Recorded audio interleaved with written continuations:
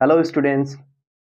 তো দেখো, প্রতিদিন আমরা যে তরকারি রান্না করি, তরকারিতে একটা জিনিস না হলে আমাদের তরকারি অসম্পূর্ণ থাকে, সেটা হচ্ছে আলু। তো আলু যে কোনো তরকারিতে আলু থাকবেই। তো এই আলু আমরা যে খাই, সেটা কি, সেটা অনেকে মনে করো যে আলু মাটির নিচে হচ্ছে, মানে কি আমরা হয়তো আলুর মূল খেয়ে থাকছি, মানে শিকড়ের থেকে একটা ফল মতো তৈরি হচ্ছে, কিন্তু অ্যাকচুয়ালি এটা তেমনটা নয়। এটা হচ্ছে আলু গাছের কাণ্ড, যেটা আমরা আলু হিসাবে খাই।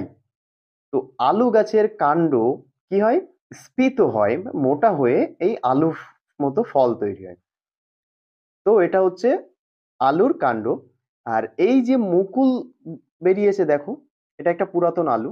তো এখান থেকে অনেকটা মুকুল বেরিয়েছে। আলু গাছের কোনো বীজ হয় না। তো আলু কিভাবে বংশ বিস্তার করে, মানে নতুন আলু গাছ আমরা কিভাবে লাগাই, এই পুরাতন আলু রেখে দিই এবং এখানে এই যে যতগুলো মুকুল বেরিয়েছে ততগুলো যদি আমরা পাট পাট করে কেটে যদি মাটিতে লাগিয়ে দিই, তো সেখান থেকে প্রত্যেকটা নতুন আলু গাছ তৈরি হবে। তো এটা হচ্ছে উদ্ভিদের অঙ্গজ বংশ বিস্তারের মাধ্যমে জনন হচ্ছে।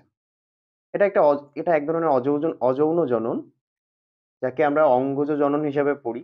তো অঙ্গজ বংশবিস্তার আমি ক্লাস নিয়েছি, পুরো ক্লাস জনন চ্যাপ্টারের সেকেন্ড লেকচার, যেটা ইতিমধ্যে আপলোড হয়ে গেছে। তোমরা চাইলে সেখানে পুরো ক্লাসটা দেখতে পারো। অঙ্গজ বংশবিস্তার তোমরা ভালোভাবে বুঝতে পারবে, আমি সেখানে ভালোভাবে বুঝিয়েছি। যাও, গিয়ে দেখে আসো।